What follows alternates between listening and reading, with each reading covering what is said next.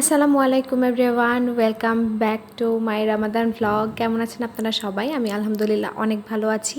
দেখতে দেখতে আজকে ২৭ রমজান পার হয়ে যাচ্ছে। এবারে রমজানটা কখন শুরু হলো আর কখন এতগুলো রোজা শেষ হয়ে গেল বুঝতেই পারলাম না। একদমই চোখের পলকে যেন শেষ হয়ে গেল রহমতের মাসটা।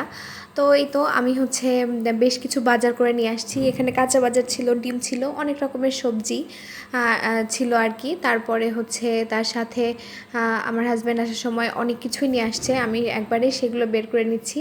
এখানে ছিল হরলিক্স, তারপরে চকলেট আর আমার জন্য একটা ছোট্ট পাউন্ড কেক। আমি যেহেতু এই হাবিজাবিগুলো খেতে পছন্দ করি, সেজন্য সে সবসময়ই চেষ্টা করে আমার পছন্দের খাবারগুলা বাসায় নিয়ে এসে রাখার জন্য। আলহামদুলিল্লাহ আমি এমন একজন হাজব্যান্ড পেয়েছি যার কাছে সবসময় আমার পছন্দ, আমার ভালো লাগা সেগুলোর প্রায়োরিটি অনেক বেশি।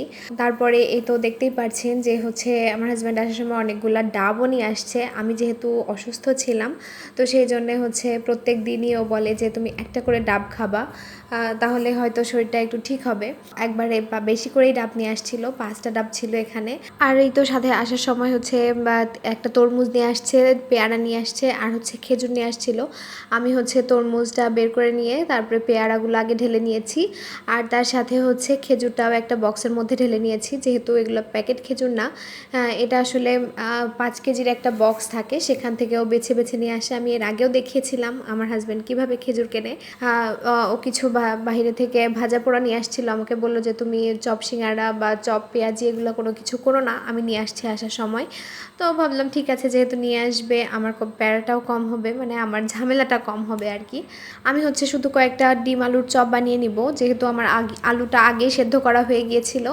আমি সেজন্য আলুর সাথে পেঁয়াজ বেরেস্তা করে নিয়েছি আর তার সাথে কিছু স্পাইস দিয়েছি, দিয়ে আমি ডিম আলুটা খুব সুন্দর মতো করে কোট করে নিয়েছি। তারপরে চলে আসলাম তরমুজটা কেটে নিতে। তরমুজটা আলহামদুলিল্লাহ অনেক ভালো ছিল। তো আমি জানি না তরমুজ কিভাবে বোঝে, তরমুজের ব্যবসায়ী বা যাই হোক না কেন, ভিতরটা এত সুন্দর ছিল তরমুজটা। মানে সব সময় তরমুজ ভালো পড়ে না। সেদিন এবছরের প্রথম তরমুজ খাওয়া হলো। এটা আমার আজকে 27 রমজান, কিন্তু আমি এটা আমি বেশ কয়েকদিন আগের ভিডিও দিচ্ছি, মাঝে আমি কয়েকদিন ভিডিও দিতে পারিনি। তো আমি তরমুজটা কেটে নিচ্ছিলাম। তো আরেকটা কথা যেটা বলছিলাম সেটা আমার হাজব্যান্ড সবসময়ই আমার পছন্দের দিকে খেয়াল রাখে। আলহামদুলিল্লাহ আলহামদুলিল্লাহ, আল্লাহর কাছে শুক্রিয়া। কারণ মেয়েদের চাওয়া বা ইচ্ছা এগুলোর দাম দেয় বাবা মা, কিন্তু খুব কম হাজব্যান্ডই আছে যে মেয়েদের শখ, চাওয়া পাওয়া এগুলোর দিকে খেয়াল রাখে। তো সেজন্যই আমি সবসময় আল্লাহর কাছে শুকরিয়া আদায় করি যে আমার হাজব্যান্ড সবসময় এই জিনিসটা খেয়াল রাখে, আমি কোন জিনিসটা পছন্দ করি, আমি কি খেতে ভালোবাসি বা কোন জিনিসটাতে আমার আগ্রহ বেশি, সেই জিনিসটার দিকে ও অনেক বেশি খেয়াল রাখে। আর আমার মনে হয় প্রত্যেকটা হাজব্যান্ডেরই এমন হওয়া উচিত, আর প্রত্যেকটা মেয়েই এরকম হাজব্যান্ড ডিজার্ভ করে। কারণ মেয়েদের বিয়ের পর তার হাজব্যান্ডই তার সব থেকে আপন হয়। হাজব্যান্ডই একমাত্র মানুষ থাকে যে কিনা সব দিক থেকে খেয়াল রাখতে পারে, রাখার সুযোগটা পায়। বাবা মা তো আর বিয়ের পরে এসে দেখে যায় না যে আমার মেয়ের কোন শখটা পূরণ হচ্ছে না বা কোন চাওয়াটা আমার মেয়ের পূরণ হচ্ছে না। তো যেহেতু হাজব্যান্ডের উপরেই সবটা দায়িত্ব থাকে, একটা হাজব্যান্ড যদি তার ওয়াইফের পছন্দের জিনিসটা বা পছন্দের দিকটা খেয়াল রাখে, তাহলেই কিন্তু সেই হাজব্যান্ডের প্রতি সেই ওয়াইফের অনেক সম্মান চলে আসে। তো যাই হোক, তারপরে আমরা ইফতারি করতে বসে গিয়েছি। ইফতারির সময় আমাদের একটা জিনিস খুবই ভালো লাগে, আমরা প্রথম দিকের প্রায় 15-16টা রোজা পর্যন্ত এভাবেই খেয়েছি, মুড়ি মেখে, ছোলা মুড়ি, আলুর চপ, পেঁয়াজু, তার সাথে জিলাপি আর মুড়ি। অনেকেই বলবে যে ছোলা মুড়ির সাথে আবার জিলাপি কে খায়, কারোর কাছে এটা অড লাগলেও আমাদের কাছে খুবই ভালো লাগে। যারা কখনো এভাবে খাননি একবার হলেও ট্রাই করে দেখবেন, আমার মনে হয় ভালো লাগবে। তারপরে তো সন্ধ্যার পরে আমাদের যে রিকশাওয়ালা মামা আছে, উনি আমার জন্য বেশ কিছু শাক দিয়ে গেছে। তো আমি তো লাল শাকটা পেয়ে অনেক বেশি খুশি হয়ে গিয়েছি, লাল শাক আমার খুবই পছন্দ। লাল শাক এটা ওনার নিজের বাড়িতে লাগানো শাক, একদমই কোনো রকম কোনো সার টার দেওয়া নাই।